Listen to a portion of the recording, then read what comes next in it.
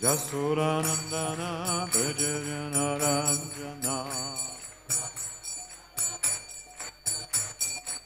Jamunatira Natari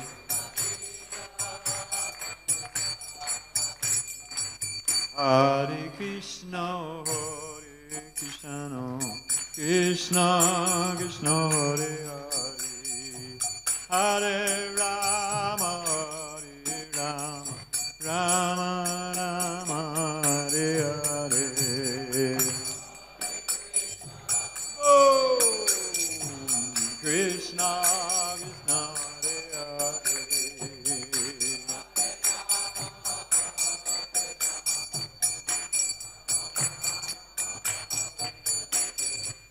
Hare Krishna, Hare Krishna, Krishna Krishna, Hare Hare, Hare Rama, Hare Rama, Rama Rama, Hare Hare.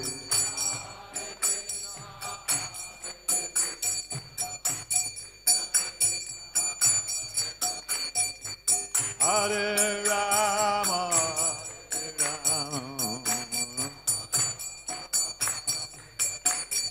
Hare Krishna, Hare Krishna, Krishna Krishna,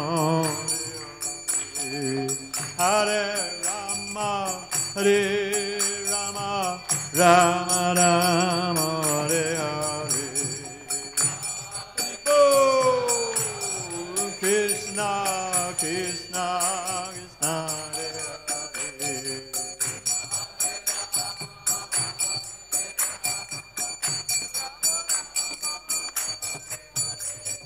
Hare Krishna, Hare Krishna, Krishna Krishna, Hare Hare, Hare Rama, Hare Rama, Rama Rama, Hare Hare, Hare Krishna, Hare Krishna, Krishna.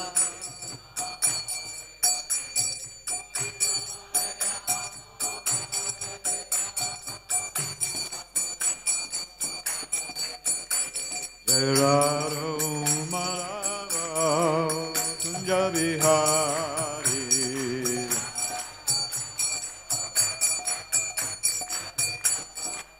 Jai Radha Madhava Kunja Bihari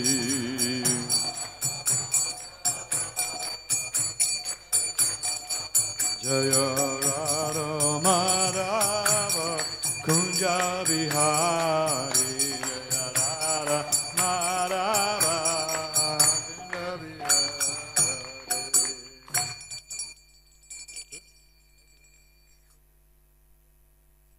Jai Om Vishnupad Paramahansa Parivajikachaya Siddhashishma. His Divine Grace Abhijit and Bhaktivedanta Swami Maharaj Srila Prabhupada Ki. ISKCON BBT Founder Charya Jaga Guru Srila Prabhupada Ki. Anandakota Vaishnavrinda Ki.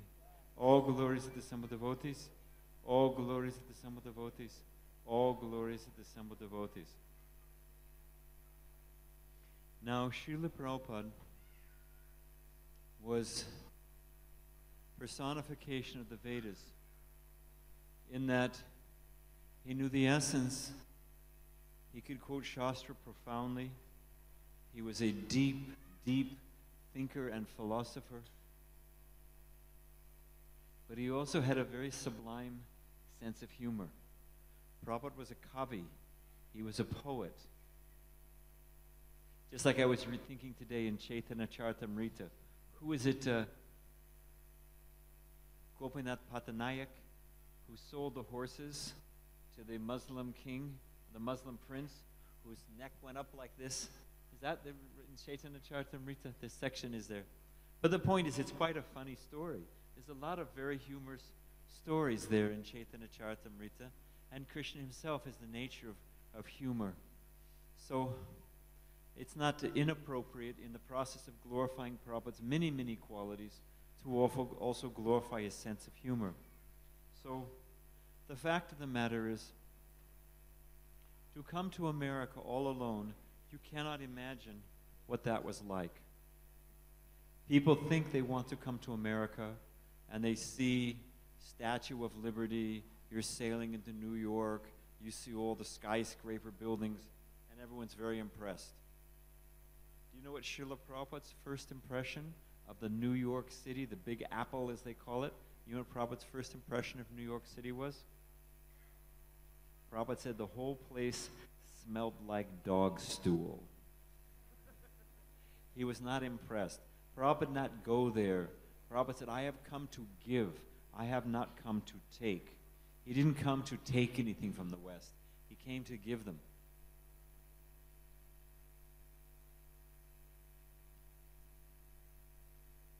So Prabhupada came all alone. You cannot imagine. And America is not a very friendly place by instinct. They don't recognize a sadhu, saffron cloth. They don't recognize these things. They have no idea even what it is. They saw Prabhupada dressed in a dhoti. They thought he was a genie who'd come out of a lamp, like a magic genie. So they don't know anything. They think, oh, hey Arab, or the American Indian. Woo, woo, woo, woo, woo, woo. They do so many foolish things. They don't know anything. So Prabhupada came, and he sat down in Tompkins Square Park. I'm not sure if this was Tompkins Square Park or Washington Square Park. No, you're thinking Tompkins Square, but I'm not sure. So later on was Tompkins Square, but Washington Square may have been the first. I'm not sure. Prabhupada sat, and he took a pair of kartals in this foreign land. They have a saying in America, like a prophet's, this mic sucks. You got to get a better mic. Because it makes it hard for the speaker. It makes it hard for the listener. The sound is important. So invest a few bucks and get a good mic. This thing is ridiculous. It's good for kirtan, but it's no good for speaking. Anyway, so they have a saying in America, the prophets of yore, the Bible, and the prophets, they would shake their fists to the kings of truth and power. So Prabhupada also spoke truth to power. That's true bravery. If I speak what you already agree with, and you pat me on the back, and Bhai Sahib, Prabhupada would do this at Kavi Chandra Maharaj, my saintly GBC godbrother. He also has this experience. Prabhupada would sometimes say, he would say, should I tell you the truth, or should I flatter you? Should I tell you the truth, or should I flatter you? So if you flatter people, okay, fine. Everyone's happy, but you don't make any difference in the world. But Prabhupada spoke truth to power. In the face of power, Prabhupada spoke the truth. So Prabhupada sat in Washington Square, he picked up his kartals, and he began to chant the holy name. You know who one of the first officials of American officialdom was to greet Srila Prabhupada? One of big New York's finest. One of the big New York policemen came along and said, hey, buddy, get off the grass. So Prabhupada was sitting on the hot concrete, chanting all by himself. Now the impetus behind this story, I forgot this lead up to it. There's a life member, he's passed away now. His name was Tarun Kanti Ghosh, and he comes in the line of Srila Bhaktivinoda Thakur, I forget exactly where. But he came to see Srila Prabhupada in Calcutta. This is early 70s. And he told Prabhupada that I'd been to see a yogi. Just like, I'm going to mention names. This lady who hugs people. Oh, what is that? And transcendental knowledge is transferred by electrical current. Why do they have IIT? How much do they spend on IIT, the university, per year? Anybody know? Huh? How much? 3,000 crores. Now, if knowledge was transferred by electrical current, like this Ramakrishna rascal says, and so many, by hugging and so many, then why open IIT? Why doesn't everybody just queue up? Mechanical science. Computer intelligence. Why?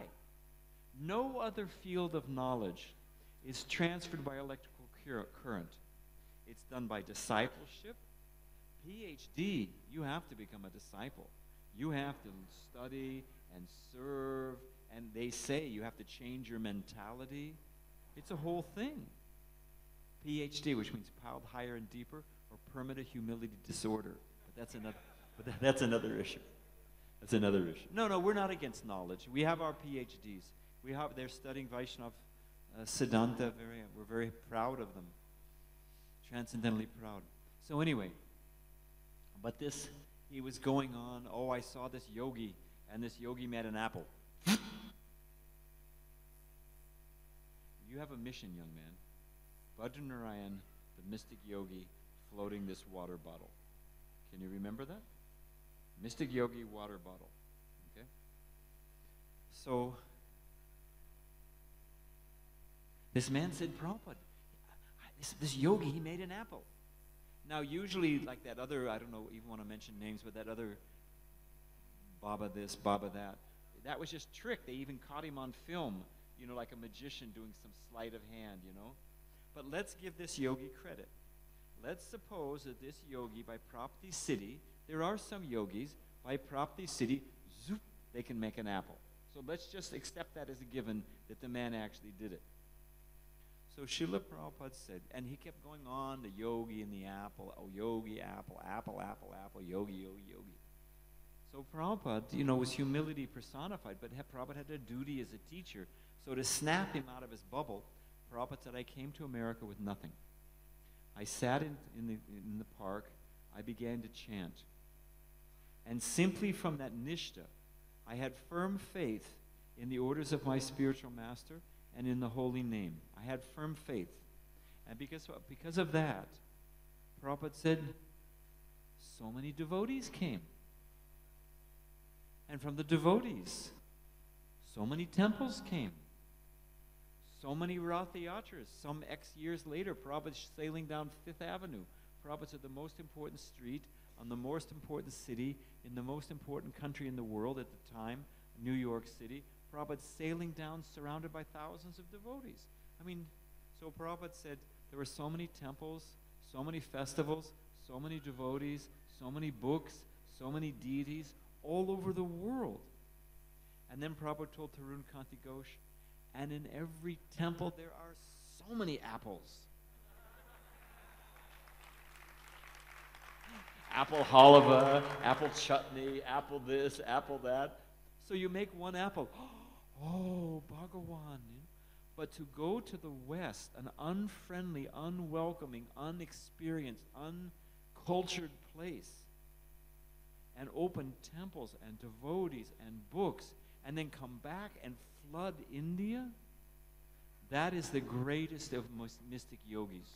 Don't have any doubt about it. You want to think about a mystic yoga event, you make some gold chain, big. What about deities? These deities are gorgeous. And they're covered with gold necklaces.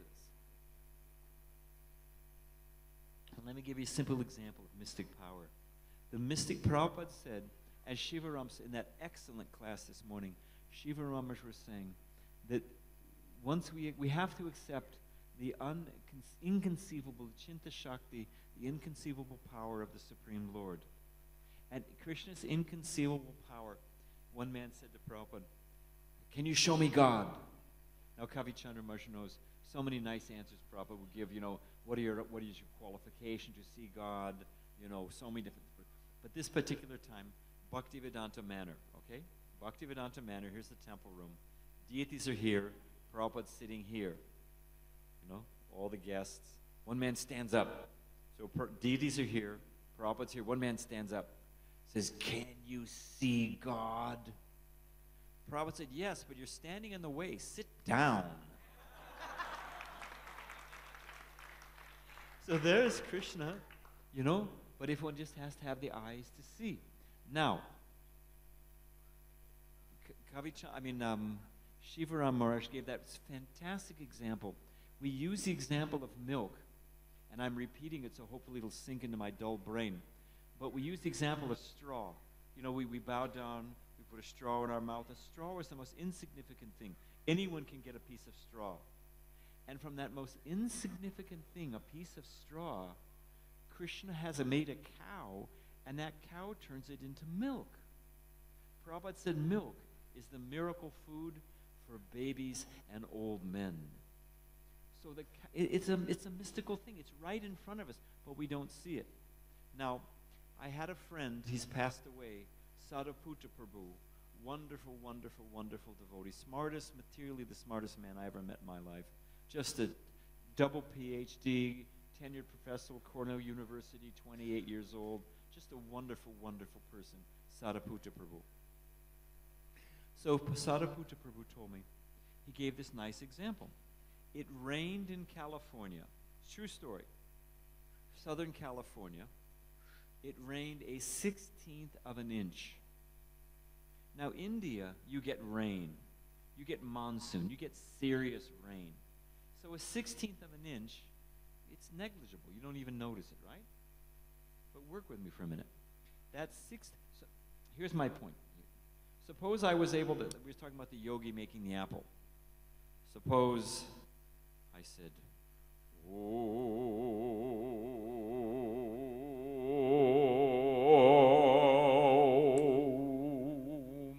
and the bottle began to float, and it was hovering here.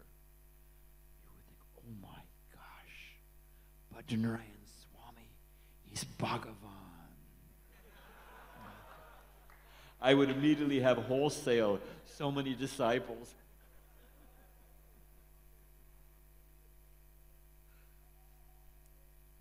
So to float this bottle, if I float this bottle, it's something. It would be something interesting to see, wouldn't it? Isn't it? No smoke. Can you float this bottle? Anybody here in the room float this bottle? Okay. 16th of an inch of rain. 16th of an inch. You can measure it. You know, they have all their different systems and tabulations. And like they say, just do the numbers. So Sadhaputta Prabhu, he also did the numbers on Govardhan Hill, sinking a mustard seed a day. I'll tell you about that someday. It's quite blissful. It's a nice meditation. So anyway, just do the numbers. 16th of an inch. Now, forget all of California.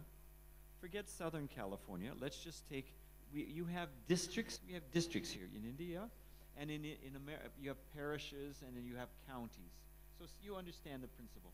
So just taking one district, there's Orange County, there's San Diego County, Riverside County, LA County, so many counties.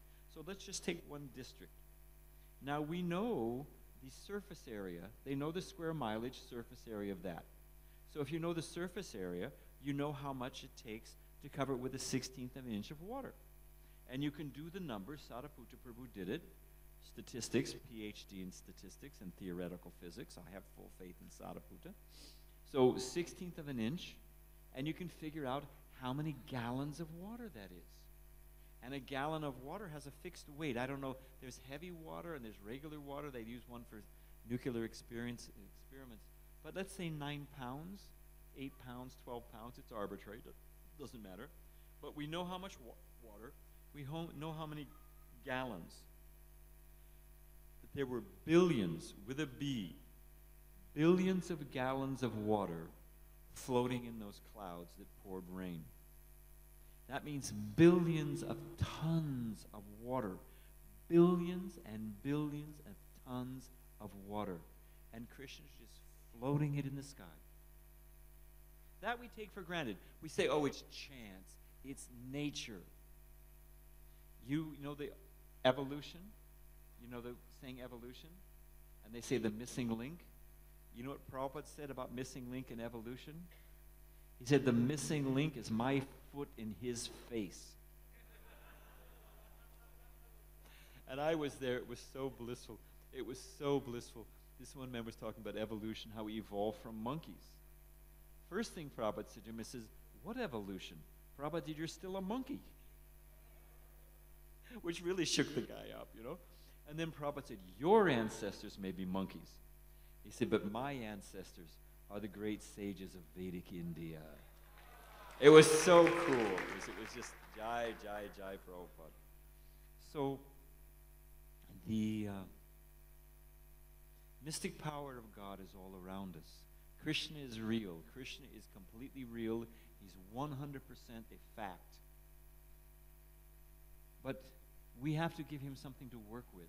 Just like Shiva Ramarsh gave that great example this morning about the 2 fingers. Maybe that's standard, but I've never heard that before. Mother Yasoda's trying to bind baby Krishna. She's always 2 fingers short, and then Shiva Ramanuj. Anyone remember? Who can remember what one of those fingers was? Huh? Yes, Maharaj. Huh? Yes, very good. That's actually the most important. One is Krishna's mercy, but then the endeavor by the devotee, the effort to surrender to Krishna, and then Krishna becomes captured. So Prabhupada didn't want us to become dull-headed. And this is Prabhupada's joke about being dull-headed. A man goes to... I know Bhagavad Gita. I know what it's like, brahmacharis. I sold books. I still sell books. I have my own quota of sets of Srimad Bhagavatam I have to sell this year. Yeah. We sold 50 sets. That's nothing for you guys in India, but it's pretty good for me. I sold 50 sets last year, and I have to, all of North America is increasing by 10% by Krishna's grace. So my goal this year, I'm going to try to do 65 by Krishna's grace, a Srimad Bhagavatam set. So I know what it's like to sell books. What to speak of on the street. Kavi Chandramarsh was a Sankirtan devotee for years. Before you were born, that man was on the streets all over the world selling Srila Prabhupada's books. Yeah. So, where were we? So that you meet them. Oh, I know Bhagavad Gita. I know. But what do they actually know? So Prabhupada said that a man was going to a foreign country, and he didn't speak the language. And anyone who's been to a foreign country, his friends told him, you just learn 3 words. Well, it's actually 4. You learn yes, no, very good. And everything will work out fine. And if you think about it, and I've been to a foreign country, you can get a lot of miles. With some pantomime, yes, no, very good, yes, no. So everything was working out fine for the guy. Everything was going on smoothly. Yes, no, very good. Yes, no, very, yes, no, very good. Everything was going on fine. Prabhupada's joke. And then I have another joke, just came to me, Prabhupada's joke. So one day the man was out in front of a bank.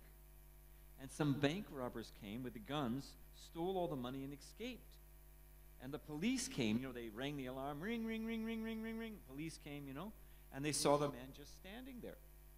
So they asked him, did you rob the bank? He didn't know what they said. He said, yes. They said, will you give the money back? He said, no. Okay. They said, well, then you're going to jail. He said, very good.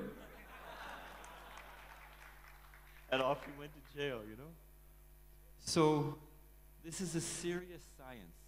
Bhagavad Gita is a great... I had the wonderful experience, Ann Arbor, Michigan, and different universities have their different, fields. But it had, at the time, 1975, 76, it had one of the best schools in psychology. If you want to become a psychiatrist or a psychology, it had one of the best schools in America for that particular field. It specialized in sociology, but then it also had a medical branch. So the head of that department, this is one of the top universities in America, the chairman of the psychological and psychiatry department. And he used to come to our Bhagavad Gita class. And so Satsarupa Goswami, one of our senior saintly sadhus, happened to be speaking. He was visiting. So the gentleman came, and I said, oh, you should stay for Gita class. This Satsarupa Swami speaking, and it'll be very nice. So oh yeah, definitely. So he had some appointment. So the psychiatrist, chairman of the department in the University of Michigan, he asked me, can I use the office phone? I said, sure. So he's using the phone, and I was getting some songbooks or something ready, and I could hear him speaking. And he was canceling the appointment. And he was saying to the other person, he said, no. He said, you have to understand, I have to go see my psychiatrist. So although he was a top psychiatrist, he considered hearing Bhagavad Gita top psychiatry. And he told me Krishna's understanding of the modes of material nature, that last third of Bhagavad Gita, that whole description, determination, the mode of ignorance, determination, the mode of passion, determination, the mode of goodness, it's both descriptive and prescriptive. I'm going to say that again because there's a difference, and it makes a difference. So one is prescriptive and the other is descriptive. So you can read, oh, like if you want to know if I have a disease and what are the symptoms. So you can read in, oh, I'm feeling despondent, I'm feeling despair, I have no energy, I never get anything done. I must be in the mode of ignorance. I'm feeling very passionate, and I want, and I need, and this, that, humbogy. And I can see the symptoms. So it's descriptive. But the far out thing is it's also prescriptive. By that I mean it gives you the course whereby you can come from the mode of ignorance to the mode of passion, mode of goodness to Suddha to pure Krishna consciousness. It gives you the medicinal process. It gives you the prescription. So, anyway, my point is Bhagavad Gita is profound. And it has the best understanding of human psychology you're going to find in the world. Prabhupada said, you study Bhagavad Gita, you'll be a perfectly educated gentleman. Okay, so this is another joke. You see my glasses? You know, we think we're big, strong, and independent. Without my glasses, I can't find my glasses. There's an irony to that. There's an irony to that. And it's Krishna's sense of humor, you know. I get such a kick out of that. There was a professor, and he was wailing on and on, waxing long and firm and hard and frail. You know, that how this, everything is subordinate to, like Shivaram Maharaj was saying this morning. A priori, axiomatic, they accept that everything is subordinate to our senses. Why? Why? Why should everything be able to be broken down into little tiny pieces, little, E equals mc squared? Why should everything in the universe be able to broke it down into little pieces that my puny intellect can understand? Why? There are things that are simply achinta, that are completely beyond my little pea brain. So I was having this discussion with this professor in front of his students, and he was arguing, no, and I was saying yes, no, like that. So he wanted to find a quote, and I'm putting my glasses here on purpose. And he wanted to find a quote in a book how everything could ultimately be broken down into small units and understood by sense perception. So he was looking, he found the book, but he couldn't find the quote. And he said, where are my glasses? Where are my glasses? Where are my glasses? And even, just like you're chuckling a little bit, even his students began to laugh. And I said, sir, you're telling me that you're going to find the secrets of the universe by your sense perception, and you can't even find your own glasses on your head. Even he was a little embarrassed. He was quiet for a few minutes, you know. So, and they're specialists. Sadhaputta nailed it, and he got this from Srila Prabhupada. They know more and more about less and less. And then Prabhupada said they only know things up nearby and medium size. So please, those of you who are thoughtful, you keep this in your head. They know more and more about less and less. They don't really, they used to call it a Renaissance man, someone who could see the broad picture. But they become specialists. This is, and I'm going to get to a joke by Prabhupada. Specialist, But also Prabhupada told Sadhaputta, they could only see things that are nearby and of medium size. And they'll tell you this in quantum physics. The grand field theory in mathematics. If you can join regular physics and quantum mechanics, one is based on particle, the other is based on waves. They're completely different principles. And if you can figure out how those fit seamlessly, you will get the Nobel Peace Prize immediately. They're operating on two completely opposite positions. And quantum physics, I'm not anything, I'm a little pea brain, but I'm telling you, the further they go into it, the more far out it gets. Because quantum is smaller, and they don't know what the hell's going on. That's the truth. And if you go bigger, it's Mahavishnu, breathing, the whole thing. What is an Vedic measurement of time? is the amount of time it takes the sun. Probably, what it was it a hex? There's a name for it. But when you're lying, sometimes you're lying sleeping, and you see the sun coming in the room, and you see those little particles that float up. We've all had that experience, you know?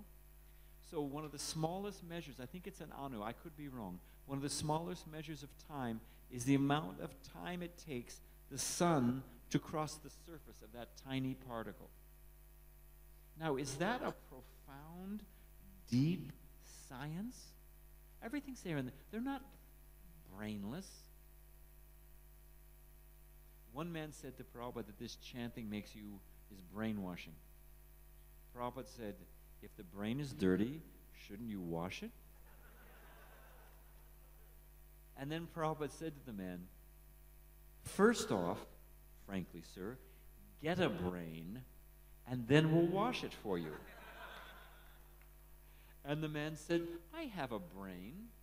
And Prabhupada said, if you have a brain, it's cow dung. But Prabhupada said after the man left, Prabhupada said, I can say this, you cannot.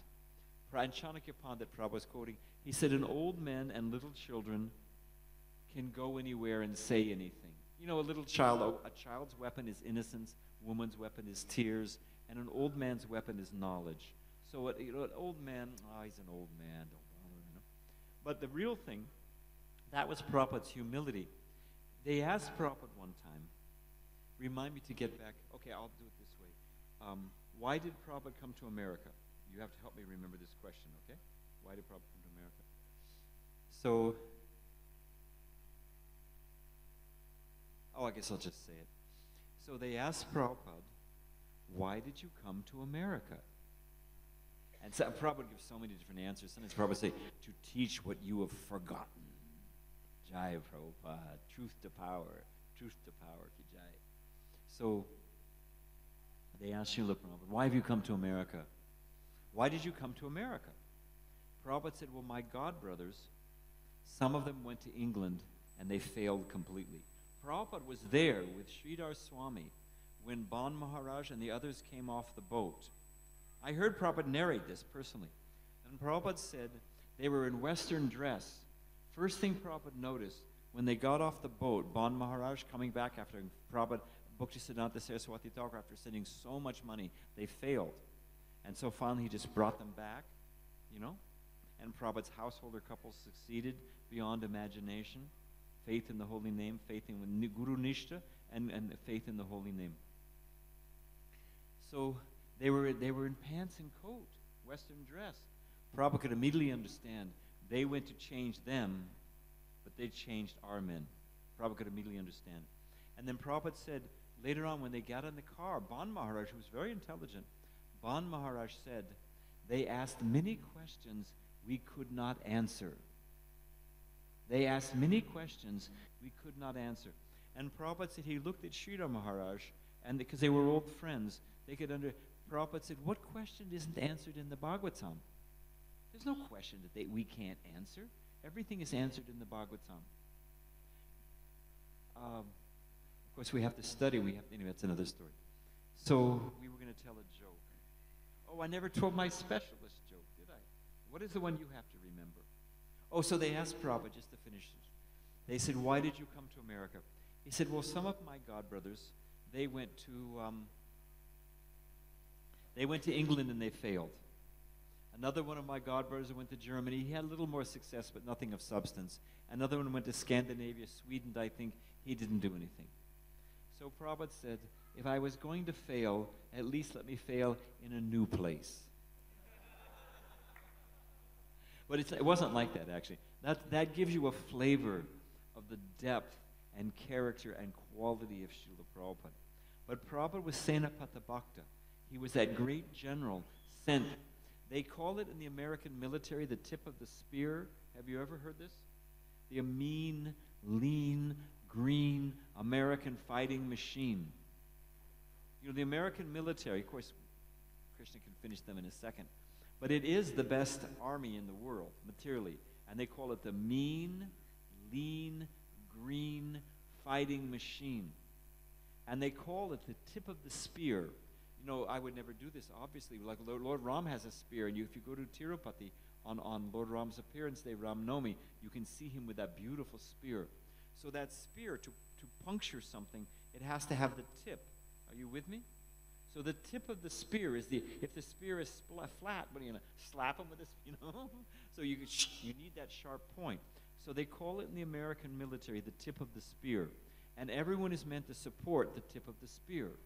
You know, whether I'm cooking, whether I'm cleaning, whether I'm medical, whether I'm transferring all the supplies, whether I'm the Navy that's carrying the Army across. All of it is to get that mean, lean, green fighting machine on the front line. That's the whole purpose. Because unless there's that interaction of where there's the actual fight, where there's the actual tip of the spear, you know, countering the enemy, what is the use of the thing? So Srila Prabhupada was the tip of the spear of our great acharyas. All the Chaitanya Mahaprabhus established the philosophy and said, sent his Goswamis, you write these books. And then Prabhupada took those books and he translated them into English, which is the, you know, lingua franca of the world, the language of the world. And he brought it to the West, to the capital of Maya. Just like Hanuman going to Lanka. Prabhupada came to the capital of Maya, and he brought those books, and he changed the world.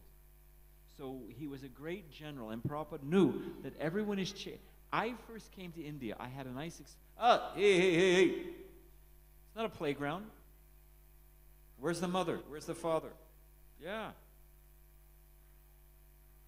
This is not necessary. I'm insignificant, but the topic is important. Don't shut the door. Fresh air is nice. Fresh air is nice. Anyway, Hare Krishna. So, where were we? Tip of the spear, Prabhupada. Huh? No, it'll come. Yeah, I lost it. It'll come. Actually, I'm just making sure you're listening. No, it'll come back to me. It's gone. It'll come. I'm not in the. I'm very weak, actually. Huh?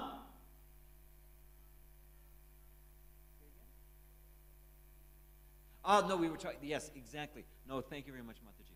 So the point is, Chaitanya Mahaprabhu spoke. And he established it, like Maharaj was saying this morning, Achinta Bheda Bheda Tattva, which is the most profound philosophy. It covers it. It just buries everything. If you haven't had a chance, take the time, read Tat Sandarbha. You're going to miss 80% of it. Fine, given you're going to lose 80%, but 20% you're going to get. And you keep reading. It is profound, Achinta Bheda Bheda Tattva.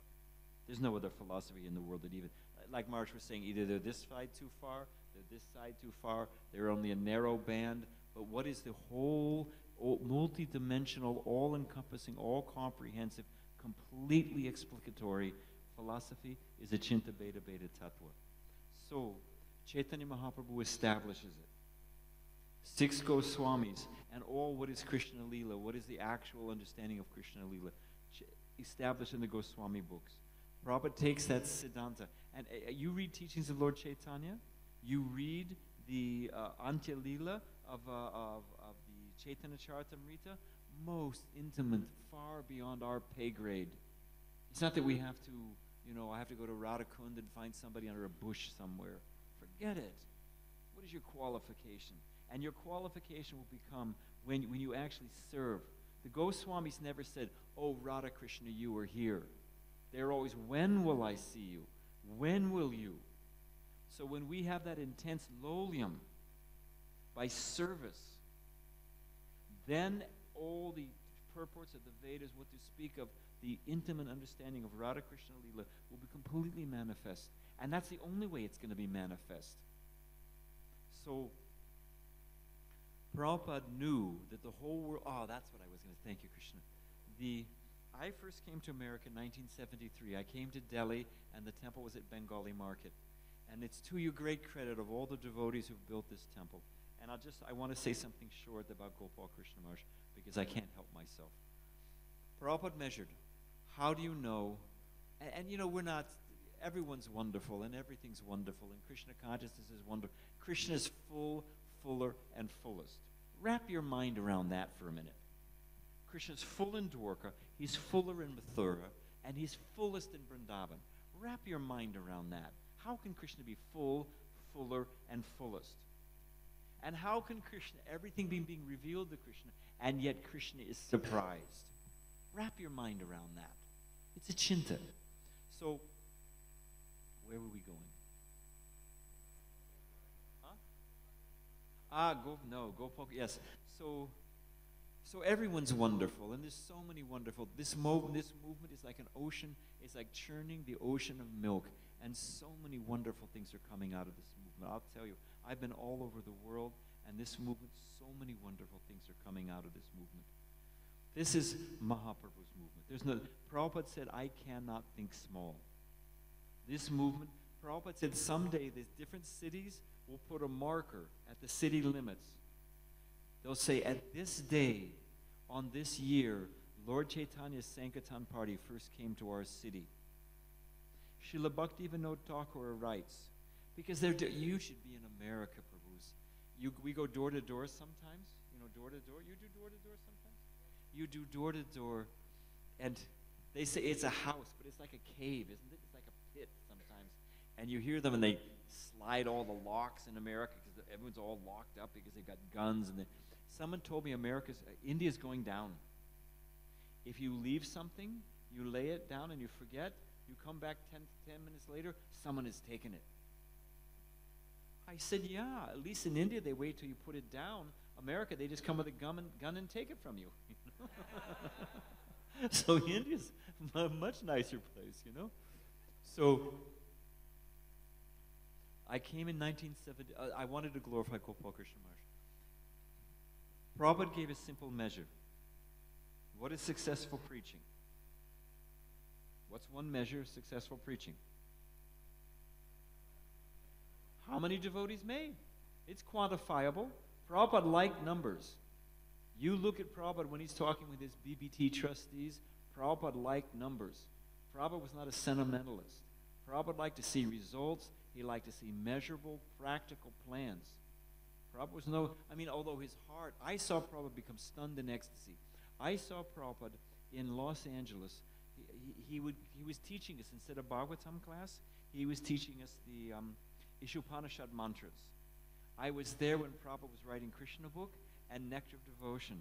So he was there, I can't remember, I'm going to have to look it up, whether it was 4 months, 5 months, 8 months. But Prabhupada was in LA giving class every day, and I was there as a bhakta living in the temple. Krishna's mercy on me. There's just no question about it. So I have a duty to narrate the history. So Prabhupada he would come in every morning, and he would offer his obeisances. We had small, beautiful Rukmani Dwarkanath. We didn't have the big Rukmani Dwarkadish, big, beautiful marble. We had Jagannath. We had big Jagannath. We had small Gaurnitai, and we had small, maybe this big Radha Krishna, Rukmini Dwarkanath Ki Jai. So Prabhupada would come, offer his obeisances, take Charnamrita, and then he would sit on his Vyasasan. And when he would sit on the Vyasasan, we would all offer dandavats. And we would get used to, while we were still offering pranams, we would hear Prabhupada's oceanic voice of the ages rolling out, Om Purnamada Purnamidam Purnat Purnam. Prabhupada was teaching us, Yishavashedam Sarvam. He was teaching us the different mantras of Ishopanishad. This particular morning, we all offered obeisances. Nothing came out. No sound. So we all kind of gathered ourselves, and we saw Prabhupada sitting on his Vyasasan, straight like anything, like this. And tears were pouring down his cheeks. His cheeks were wet, and the tears were dripping off his cheeks.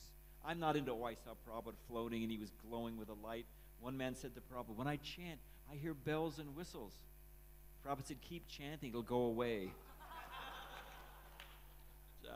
Jai Prabhupada, So I'm not into all this, cheap yoga stuff. But I swear to you, Prabhupada's cheeks were completely wet and tears were flowing down. And what did he do?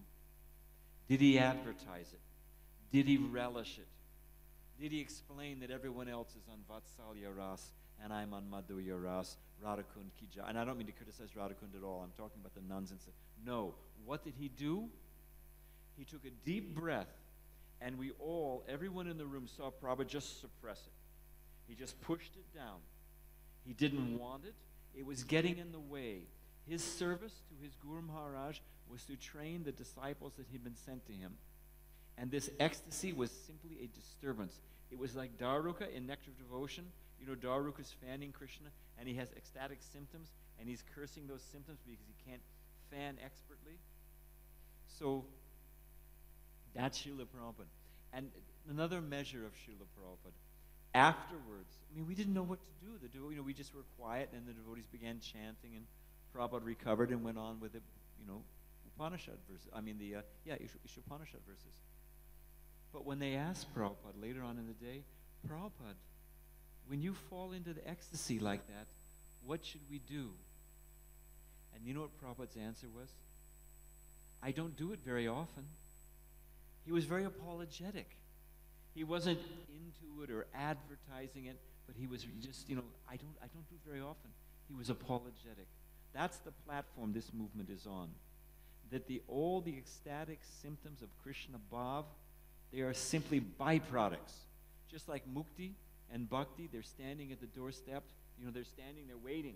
Please, Krishna Bhakti, can I perform some service? And the devotee at mukti, bhakti, mukti and bhakti, we don't even care for these things. Similarly, all these ecstatic symptoms, we don't even care for them. They're simply standing at the feet of the Vaishnavas. So Prabhupada knew that.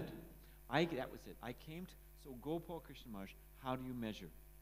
How many temples opened? How many books distributed? How many devotees made? Who is leading in those fields? Most books distributed? Gopal Krishna Goswami Maharaj. Most devotees made? Gopal Krishna Goswami Maharaj. Most temples opened? Gopal Krishna Goswami Maharaj. Now, don't be neophyte.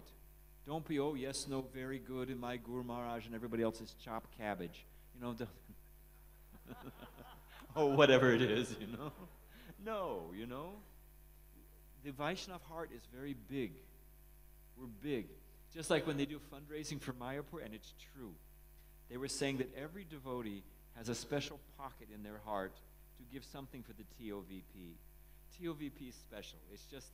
I'm sorry, it's in another category, and whatever. If you have money, give it to the TOVP, and you'll give money elsewhere to other things, no problem. But we all have that special heart. So a Vaishnav heart is very big. So my Guru Maharaj is wonderful. My friend, my fellow godbrother, I'm not godbrother, my disciple, Hare Krishna, my brahmachari friend, he has a different guru. His godbrother is also, the guru is also wonderful. Why not? There's plenty of room. Don't worry. So, this is sweet. Thank you, Krishna. I was in Detroit, and this man said to Srila Prabhupada, they ask so many things, so Swamiji. And they said, Prabhupada's sitting at a low desk, evening time, a little earlier than this, very relaxed, blissful mood. And the man says, Swamiji, can you read my palm?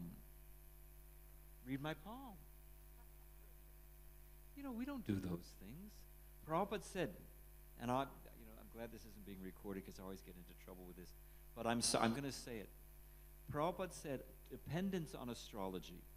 Fine, you calculate when's Ekadasi, when to open, when to have a wedding, auspicious time, no problem. But if you depend on astrology to chart your course, Prabhupada said dependency on astrology kills the childlike innocence of bhakti. It's a great sentence, isn't it? The childlike innocence of bhakti. We're simply dependent on Krishna. We don't, my Rahu planet, and I'm into this period, and Prabhupada said one kick, Krishna can take care of 10,000 Rahu planets. And it's true. And you read Krishna book. I'm not making this stuff up. Prabhupada says it, I'm quoting, but also in Krishna, when Krishna appeared, all the planets were aligned in one particular way. And when Krishna appeared, what did they do? What did all the planets do? Bhagavatam says, Krishna book says, they all realign themselves, isn't it? So wherever there's Krishna, what does Krishna say in Bhagavad Gita? Wherever there's Sanjay, wherever there's Krishna, Arjuna, victory, morality, opulence, and extraordinary strength, these things will be present. It's great. Victory, morality, opulence, and extraordinary strength. All of these things will be present. Sanjay says. So, I came to Delhi. So Gopal Krishna Maharaj ki jai. Devotees who built this temple ki jai. Thank you for devotees who distribute books ki jai. So all devotees ki jai. So I came to Delhi in 1973. I was in Vrindavan and I wanted to buy a loda. Now I could buy a metal loda. You know loda, right? Yeah. I could buy. What is the cost of a metal loda nowadays? And you can't find good ones. They used to make nice thick ones. Now they're too cheap. But how much is a loda? 200. Best and cheapest. So 250 rupees for a loda. Now the exact same size, it was a plastic loda. And I thought, why do you put hot milk in a nice metal loda, Krishna Prasad, very tasty. You can bake. So many you can do with a metal loda. Plastic loda, everything tastes like, why do I want a plastic loda? And it was more expensive. It was like 400 rupees. And I asked the man, the shopwala in Vrindavan, I asked the little shopwala, I said, why would I pay more for an inferior product? Yeah, why? Why would I pay more for an inferior product? And he held up the plastic with such reverence in his voice. And he said, but it is plastic like America. So you have to understand, the Krishna consciousness movement has already significantly turned the tide. In India, I'm a gardener, and it's I grow fragrant. Being a GBC, there's a lot of pressure, frankly, and I grow fragrant flowers for the deities, and it's my therapy. I grow nice, for my beautiful Radha Giridhari, I can grow some flowers. So anyway, I don't want to get off the field. But when I first came to India in 1973, all these monuments were falling apart. You would go across from the Taj Mahal. There's the Moon Garden. There's an equal garden across the Jamuna. It was designed when the full moon was there to reflect the Taj Mahal on mirror ponds. It's beautiful, and the whole thing was falling apart.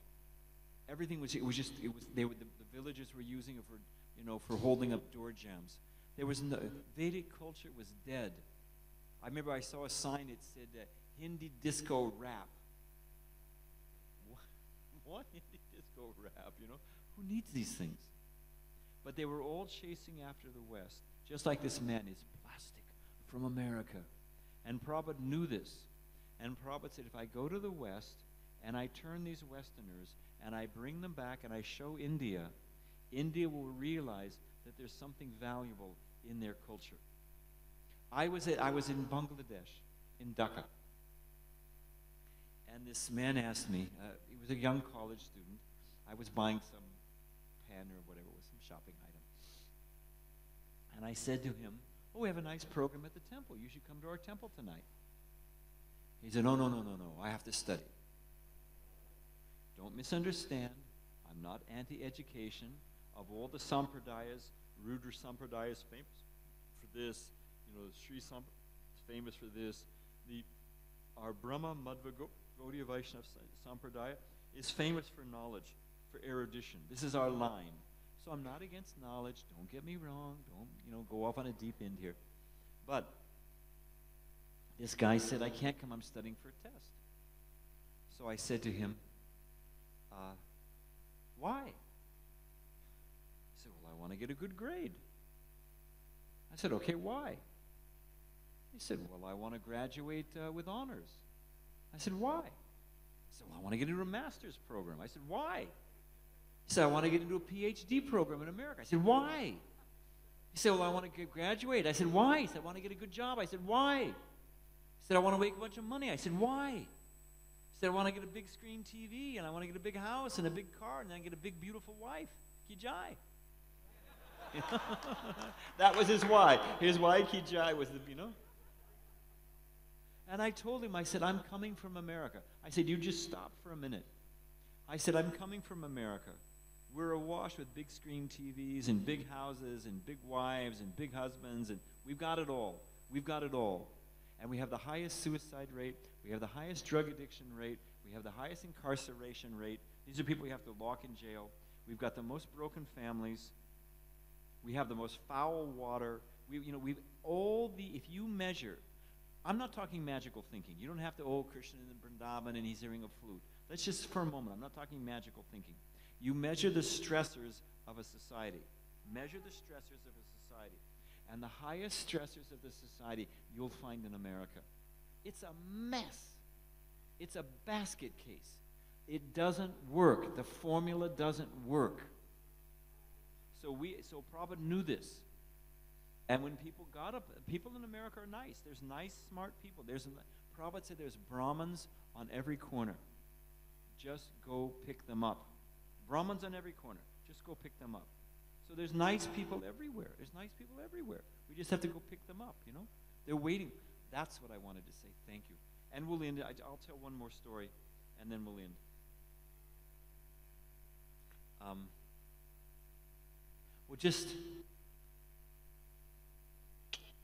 I forgot it. Yeah, I'm not very strong. This is the longest I've spoken in who knows how long. At least 2 weeks.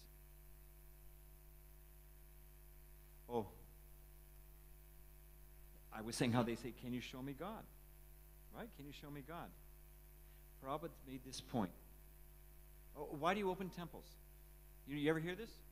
Why do you open temples? Why open a temple? Why do you have to worship Krishna? Why, when you just do good work, do you Arya Samaji, whatever, whatever. When you're thirsty, is there moisture in the air here? Is there moisture? Is the humidity factor? Isn't it? You can measure it. There's a certain humidity level. Monsoon season becomes very high, right? So are you thirsty, young man? If you were thirsty. Suppose I say to you, bring me a glass of water. And you say, there's so much moisture, just drink the air. Will that quench my thirst?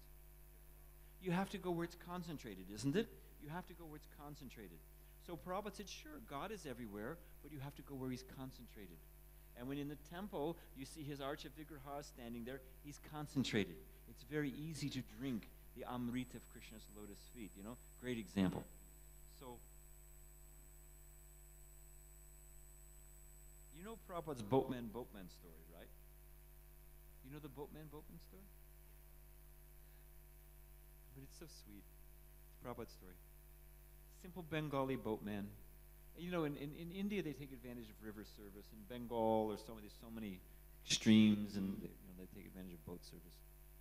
So, a big scholar, PhD, piled higher and deeper, permanent hand damage, pramana humility disorder. So he's in the boat. And he says to the boatman, I say there, boatman, do you see the various luminaries in the sky? Boatman says, I know the pole star. I know enough to navigate my boat across the river. You have never studied astrophysics? You've wasted 25% of your life. So they go a little further. They hear some splash. Some fish jumps out like that. Of course, in India they cheat. But anyway, so the scholar said, do you know what kind of fish that was? The boatman said, I'm vegetarian. I don't bother the fish. The fish doesn't bother me. We had no problem here, Of course, in Bengal, they it is water vegetable, So they're eating the fish, No, you heard that one? An egg is ram ladu. Rascals. So the boatman said, I mind my own business. You've never studied marine biology? You wasted 50% of your life. So they go a little further. They see some flora fauna growing on the bank. And they say, do you know what plant that is? Boatman says, I know eggplant, I know chili, I know how to make a sabji. What more do I need to know? What more do you need to know? What more do you need to know? I'm sorry, but One man said to Prabhupada, as far as I know. Well, as far as I know, Prabhupada said, that's my point. How far do you know? What do we know? I think. We used to say, Kavi Chandramash will confirm, we used to say, I think. If you say, I think, you should go alone and talk in the closet to yourself. because nobody cares what you think. We want to know what Shastra thinks, what the Acharyas think, I think. So, boatman, 25% wasted, 50%, 75% wasted because he hasn't studied, plant biology. All of a sudden, as is prone to happen, monsoon season, it starts to pour rain, and the boat starts to sink. And the boatman says to the scholar, I can't paddle fast enough. We're not going to make it across. You're going to have to bail out and swim. The scholar says, I don't know how to swim. Boatman says, looks like you wasted 100% of your life. So the bhakta, we know how to go back home, back to Godhead. We know how to please Krishna. That's intelligence. Don't be bluffed. It's a bluff. Prabhupada came and he called it a bluff. He said they're simply barking. The emperor's no clothing. Prabhupada called their bluff. And that is our job. Our job is to call their bluff and save these innocent people. Thank you, Krishna. I remember for the third time. Srila Bhaktivinoda Thakur writes, we go door to door, these houses, right? And in America, Prabhu's,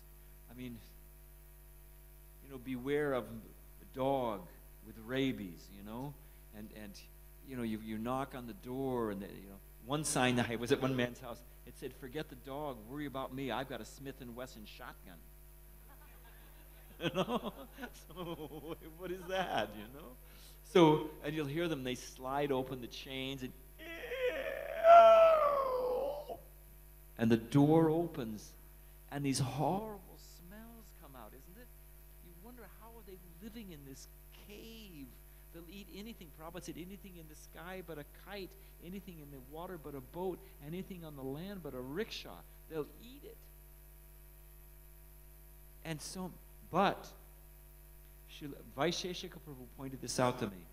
That Srila Bhaktivinoda Thakur writes that in the core of their heart, even though they're doing all these horrible things, even though they're suffering in so many ways, Prabhus, their minds are on. Buddha gives that wonderful fire sermon. The tongue is on fire, the eye is on fire, the mind is on fire. Everything is on fire, blazing with fire.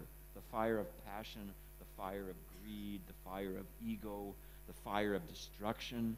Everything is fire. Fire of ahankara, of false ego. Everything in this world is on fire. And it all comes to ashes. So in the core of their heart, they're looking out their window. They're looking down the road. And they're thinking, when will Lord Chaitanya's devotees come and save me? So we have that mission. We have received. Prabhupada reached down from Krishna Loka and pulled us out of the mud of the three modes of material nature. That was a long, long reach. For us to reach out to these other people is more or less a lateral. There but by the grace of God go I. So the symptom of a Vaishnava is compassion. So we should hear these nice stories and be compassionate. Let me save these conditioned souls. And I'll try to end. Let me just think of one more story that we can end here.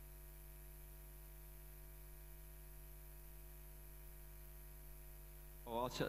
This is just a sutra, but then I'll tell the story. And it gives you an idea of Prabhupada's cleverness. And then we'll end because it's 9 o'clock. One Sanskrit professor, I was there. He was trying to impress Prabhupada. Why? You have a saintly person in front of you. You can ask some, like Parikshit Maharaj is asking questions. What is the duty of all men, especially those about to die? Real questions, This matters. What Shukadev Goswami is saying to Maharaj Parikshit, it matters. Not, one man said to Prabhupada, I was there. He said, oh, Swamiji, I was seeing you in India. Now I'm seeing you in London. Now I'm seeing you in Los Angeles. In this world, it is a small world. That saying, it's a small world, And behind Prabhupada, like you have this big Mahavishnu, was a big painting of Mahavishnu. Prabhupada said, actually, sir, it is insignificant. Prabhupada, I was there. Prabhupada told it, he said, the demigods, we love this planet. In America, they have so many national parks, And they always have all kinds of bumper stickers. I've been to see the Grand Canyon or Yellowstone or whatever it may be. I've been to see Las Vegas. I've been to see so many. Prabhupada said the demigods won't even come to pass water on this planet. We think it's such a great place, you know? But the demigods, as they're traveling through, they won't even use this place as a urinal. And we're thinking, oh, very nice, you know? So, what was I going to say? So the Sanskrit professor, he was saying to Prabhupada, Swamiji, and he was trying to show, Prabhupada said to Malati Mataji about her pronunciation. One man said, Sanskrit professor, the students, their pronunciation is scratch. Prabhupada said, pronunciation may be scratch, but their renunciation is perfect. So that's the real thing. So this man said to Prabhupada, oh, Swamiji, is it Krishna? Is it Krishna? Is it Krishna? Prabhupada said, don't worry, he knows who's calling. Jai Prabhupada. So just one indicative story and then we'll end. Prabhupada was, and Harisari Prabhu told me this. There's so many stories, and I'm thinking of a few more now, but I'm tired and you all have service to do. So, Prabhupada was riding on a train. And Prabhupada, when Prabhupada did his translating work, I've heard this confirmed by Harisari Prabhu, I've heard it confirmed by Harikesh Prabhu, and I've heard it confirmed by Ramaswar Prabhu, that Prabhupada said, I have to choose each of these words very carefully. He said, I have to choose these words very carefully because they have to stand for the next 10,000 years. These books will be the law books of humankind. So I heard Prabhupada say that. And I didn't hear Prabhupada say it, I'm sorry. But I have 3 different sources who confirm that. I just remembered it. It's a nice experience. Prabhupada came to the Brooklyn... Now, don't let me forget about the train. Okay? But Prabhupada came to... what was I going to... Oh, yeah. Jai.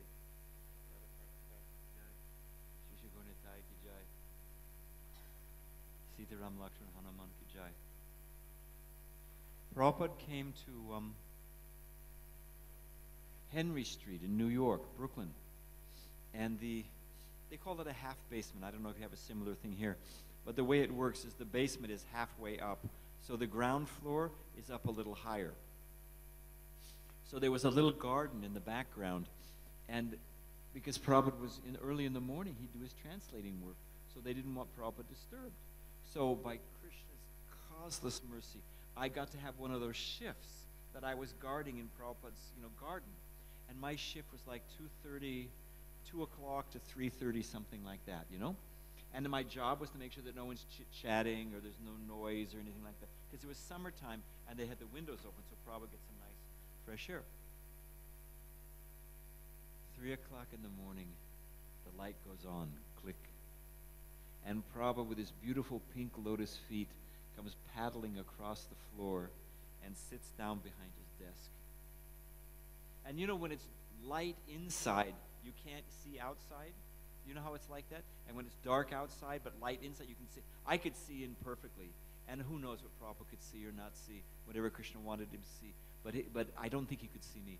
So I was on the outside. And he looked at the because he on his desk was Pradumna had finished the a few verses translation work. I don't know what the amount was, whatever. He'd done his translating work, and then Prabhupada was going to pick up from there. And Prabhupada read it, and he leaned back and he chanted for a few minutes. And then he leaned back and thought, and then he pulled down Bhagavad Gita, and then he pulled down his Sanskrit dictionary, and then he pulled down his Bhagavatam, Chaitanya Charitamrita, Bhagavatam, his Bhagavatam with 5 different commentaries of different acharyas, and he read that, and then he turned on his dictaphone again, then he spoke. And I was thinking that all the words of the previous acharyas, like all the rivers flow out of the Himalayas, and they flow into the Ganga, and from the Ganga they flow into the ocean. And it's true. All the words of the previous acharyas, all the purports of the Vedas, everything is flowing down into the pages of the Bhaktivedanta purports. And all I've got to do, it's true, all I have to do is open it up and read it. That's all I have to do. You just have to open it up and read it. It is an unbelievably mystical thing. So I was thinking like this, and I was chanting japa. Now remember, my mission was to keep things quiet. And in my own foolish neophyte way, I didn't even realize, I tend to chant a little loudly if I'm rested. So I was Hare Krishna, Krishna Krishna, Hare Hare, Hare Ram, Ram, Hare Hare. And I was watching Prabhupada, Hare Krishna, Krishna Krishna, Hare Hare, Hare Ram, Ram, Hare Hare. Prabhupada took the glass of water on his desk, threw it out the window all over me. It was like, hey, come on, I'm working here, I'm working here. Give me a break, It was that I was thinking, Abhishek, let me die now, Oh, this is sweet. I can't resist it. Prabhupada loved the devotees. He loved the devotees. So, in Los Angeles, if you can look at a picture of the LA temple. There's the gift, it's now the gift shop. Swavas Prabhu and his wife is full-on better half, Tadit Mataji. They wanted 3 children. Swavas said, we don't have time, you have 1 child. I mean, I don't advocate this. I'm, not, military planning of birth control, whatever. Forget all that. But I'm sorry, I shouldn't have even said that. But the point is, they're so surrendered. They're such nice Swavas and Tadit, and they run this gift shop that supports the whole temple, so the devotees can distribute books at reasonable price. So many things. Here's the story: where the gift shop is now, used to be the Brahmacharya ashram. And Prabhupada's garden, which you'll like when you go back to LA, they've taken that fountain out, they've opened the whole thing up, and they've restored it to when it was like when Prabhupada was there, but they've done it really first class. It'll be ready for Prabhupada's disappearance. Prabhupada's, the Prabhupada festival in May. It looks, Labor Day, Memorial Day, it looks nice. So anyway, and Prabhupada used to sit in that garden. And we could hear, if you leaned out, you could hear Prabhupada talking. Prabhupada would sit with some GBC men. Sometimes he would meet big politicians, big life members. One time a whole delegation of scholars came. The Stilson Judah brought him. And Stilson from UCLA, Stilson Judah came. And Prabhupada, these guys, they're so puffed up and in their own false ego world and convinced that they're smarter than anybody. So Prabhupada asks Stilson Judah, to his credit, to Stilson Judah's credit, there's maybe 8, 9 professors from USC, good professors, top universities, smart guys materially, sitting there with Prabhupada. And we could hear, if you lean, we would hold.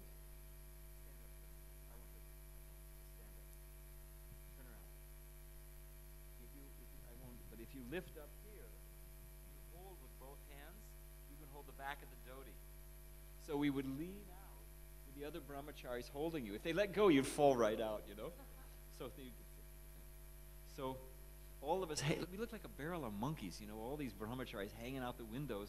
We wanted to hear Srila Prabhupada preach, So Prabhupada told this Stilson Judah with these professors, Prabhupada said, so, what are you teaching? He said, Srila Prabhupada. And he was respectful. He said, we teach religion. So Prabhupada said, and so, what is the meaning of religion? And Stilson Judah said, oh, you know better than us. We don't really know. Prabhupada turned to Swarup Damodar Maharaj, who couldn't have been more than 30 years old, so bright-faced young man. He said, and he'd just been primed by Prabhupada from the morning walk, he said to Srila Prabhupada, if someone is teaching, but they don't know the science, what are they called? And Supreme said, he's a cheater, Prabhupada. He's a cheater. He's a cheater. And Prabhupada, as he would often do, he would insert himself as the middle negotiator. So Prabhupada said, you are saying you're teaching religion, but you don't know what is religion. My disciple says, if someone who teaches and doesn't know, he's a cheater. What is the, and that's how the, just, I mean, it's to start a conversation in that way, and off it goes. I mean, it just gives you an idea that Prabhupada he was a kavi, he was a scholar, he was a humorist, he was a everything auspicious. So, and then we'll be finished. So we're all hanging out these windows like a barrel of monkeys, and we've been there for I don't know how long, for weeks. And Keshava Prabhu was our temple commander. I can never repay him.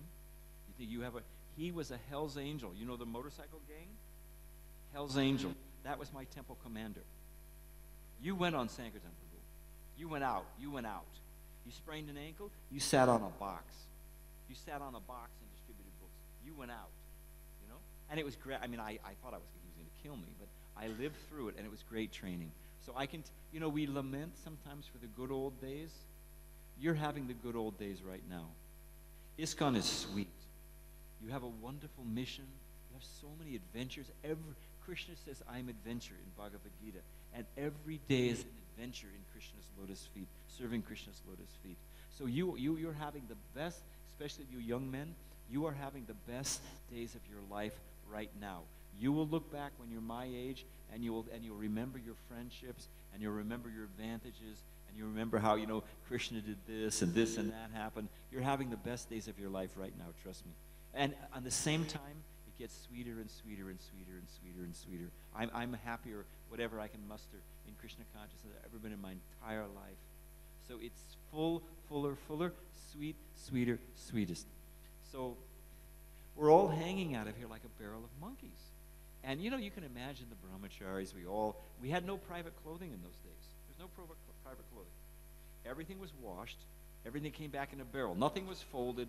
Nothing was ironed. Nothing was folded. Nothing was ironed. And whatever you found, you wore. No, it's true. There's a big barrel. If you got back from Harinam or Sankirtan early, you found a T-shirt that fit. Otherwise, you were like, you look like you had a tent on,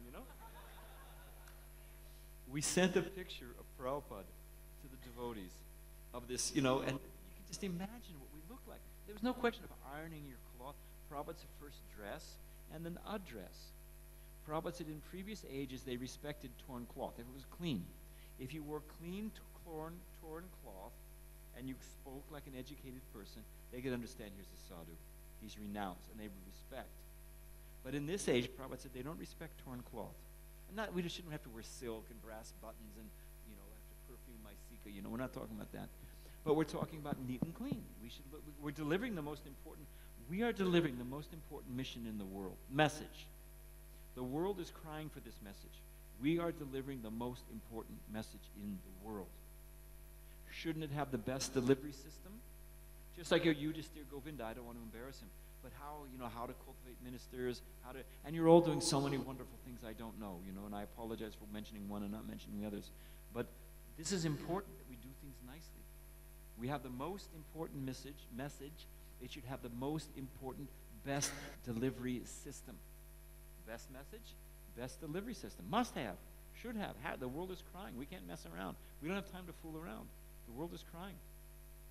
So, full room, full of these brahmacharis hanging out the windows. My temple commander, Keshava, said, we're embarrassing Prabhupada. And on one hand, he was right. He said, think about it. Here's Prabhupada speaking with all these wealthy donors, or he's meeting with, big scholars, or he's meeting with politicians, and we all look like a barrel of monkeys hanging out, and, so he told us you can't be in the windows anymore. And we were heartbroken. You can imagine. But, it's true. We don't want to embarrass Prabhupada. We're not the enjoyers. You see these people dancing around the kids. I mean, dancing is fine. But, it just back and forth when everyone else is chanting the Shringa prayers. Hey, come on. We're not the enjoyer. So, sorry about that, but it slipped out.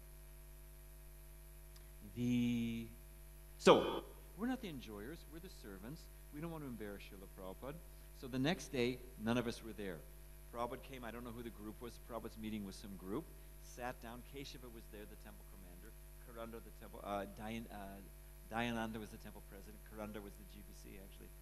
Prabhupada sat down, he looked up and said, where are the brahmacharis? Go and get them. Prabhupada wanted, and we all came back, Prabhupada wanted us to hear. He didn't care. I mean, we should do it nicely, but he just wanted to hear. So Prabhupada's train story, and then we'll end. Prabhupada, early in the morning, before Mangalarti, Prabhupada would quite often, late at night when he was taking massage, Shruti Kirti Prabhu told me so many sweet pastimes, and Hari Sari also. Late at night, Prabhupada would take dry massage, and he would tell so many of his childhood or early days, Gaudiya Math, so many sweet things, his household life days, so many things, Prabhupada would say so many sweet things. And also early in the morning sometimes, before like 3 o'clock. So Harikesh told me this.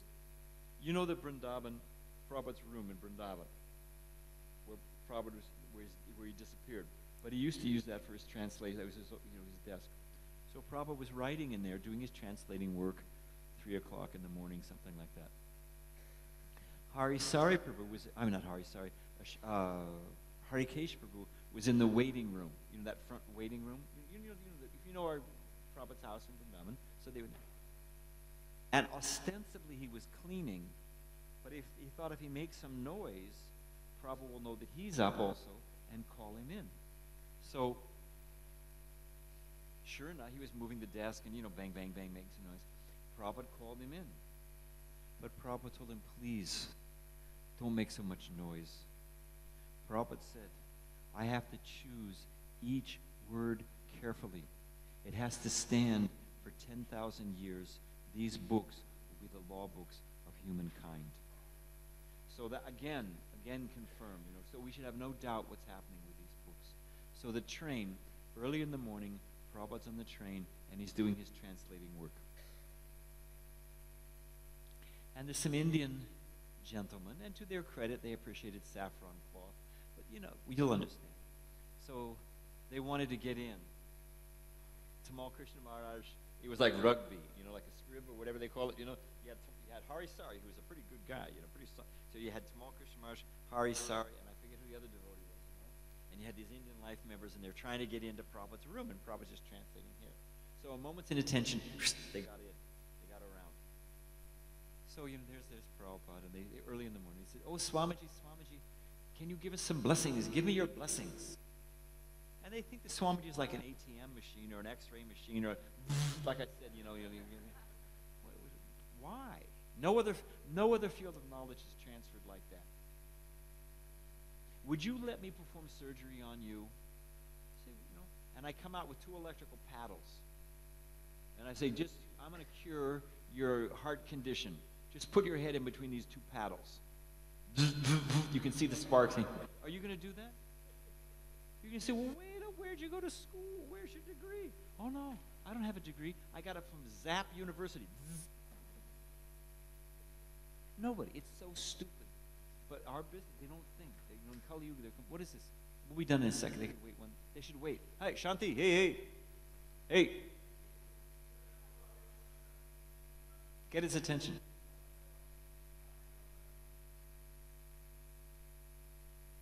Okay, one last story. So, they got in. And so they said, Swamiji, can you give us your blessings?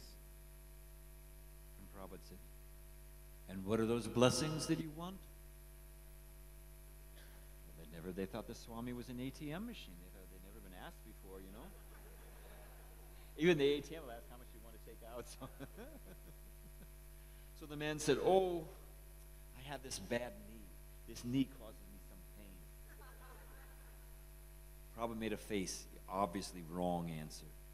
And the man was perceptive. He said, and for my family, happiness for my family. Fix my knee, like you drop a rock into the pond and the concentric circles go out. So Prabhupada gives that wonderful example in the Nectar of Devotion, how affection goes out from concentric circles from the one impact point. So from that impact point, anyway, first he's thinking about his knee, then the impact point has gone out a little bit further. Okay, well then what about okay, for my family. Again, Prabhupada made the wrong face. I made the face wrong. The man could understand. So the man said, and Peace and happiness for the world. Peace and happiness for the world. Wrong face. Prabhupada said, do you want my blessings? And then he pointed to Satsvarupa Swami, thin, austere, little, and he said, take this saffron cloth. That is my blessing. And the three men, oh no, Swamiji, oh no, Swamiji, oh no, zoom. They were gone. They were out of there. And Prabhupada was left in complete peace and quiet, you know. So not only was it very effective, you know, it was a very, it was Prabhupada's sense of humor. It was very effective. But it also made a profound point that what is the real blessing in this world? All right, Prabhus, thank you for sitting so patiently and giving an old man some life. Thank you very much. No.